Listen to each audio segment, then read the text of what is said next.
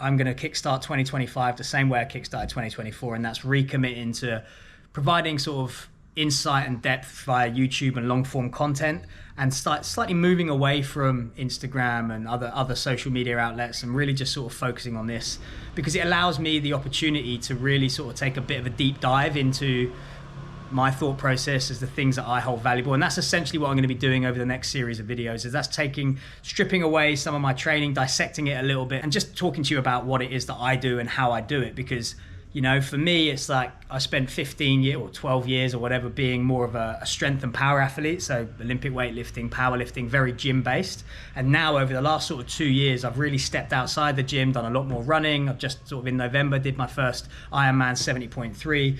So I've exposed my body to a lot of different training, and I've managed to stay injury free. And a large portion of that is because I feel that, you know, I look after the way I move on a regular basis. So the warm up that's obviously playing in the background here, and I've done a video on this warm up to take a deep dive as to what I do and why I do. That's not what this video is kind of about. This is really about sort of stripping training back to like the first principles. And the reality is that training isn't about the performative natures. It isn't about how fast you run. It isn't about how much weight you can lift or even how much muscle mass you can put on your body. It's really, the reason we train is so that we are more physically able, that we are less likely to get hurt, that we are healthier, that we can do everyday tasks, we can play with our kids, our grandkids, or whatever that might be, pain-free. And from there, we can go into performance side of things, right? So it all is underpinned by how well we move and making sure that we're looking after our body. And if there's one thing that I would never stop in my training, that is going to be just a daily mobility routine. You know, this warm up that I'm showing you in the background is something that I've done every day, at least once a day for probably the last 5-6 years. And I haven't been hurt in those times. I haven't been injured, even with all the variations in my training, right? I do believe that, and I'm not saying that this warm-up is the magic. I think that just anything that you do on a day-to-day basis that looks after the way you move is going to give you the same results.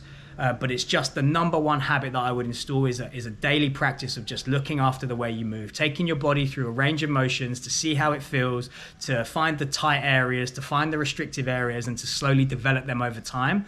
The good thing about also having a daily practice of sort of mobility and moving is you get some feedback.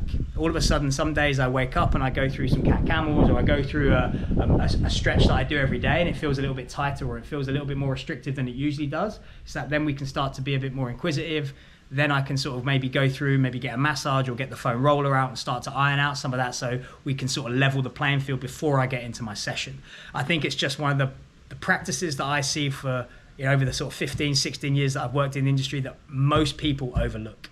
You know, we can get caught looking at the shiny object syndrome and chasing the next best workout. We can get this motivation come over, especially this time of year where we want to push ourselves hard and take things on. But the reality is that none of that is possible if we get hurt. And that is always going to be at the forefront of what I do from my training, is trying to reduce the risk of me getting hurt. So if that means I hold myself back on days and push myself on others, that's something I'm going to do, because injuries are the biggest obstacle that I face and you face in terms of getting to your goals. So anything that we can do that can somewhat negate that risk is a really valuable investment. And just having a daily practice of just some mobility routine that you do every day just can go a long way to sort of preventing those sort of soft tissue injuries, those wear and tear issues that come from, you know, just not moving well on day-to-day basis. So if you want to take a deeper dive into my warm-up, I'll link the video at the end of this one.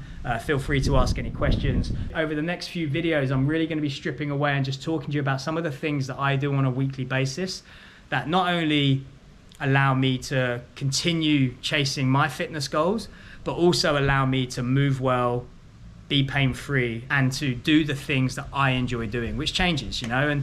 And I think that ultimately that's what fitness is about. It's really not about how much you lift, how fast you run, or how much muscle mass you have. The reason we train is so that we are more physically able, we can move and live life pain-free, and ultimately get the most out of our bodies. So hopefully they found that useful. This one is video number 1 of 2025. Hopefully it flicks the first domino to get the ball rolling, and I'll see you on the next video.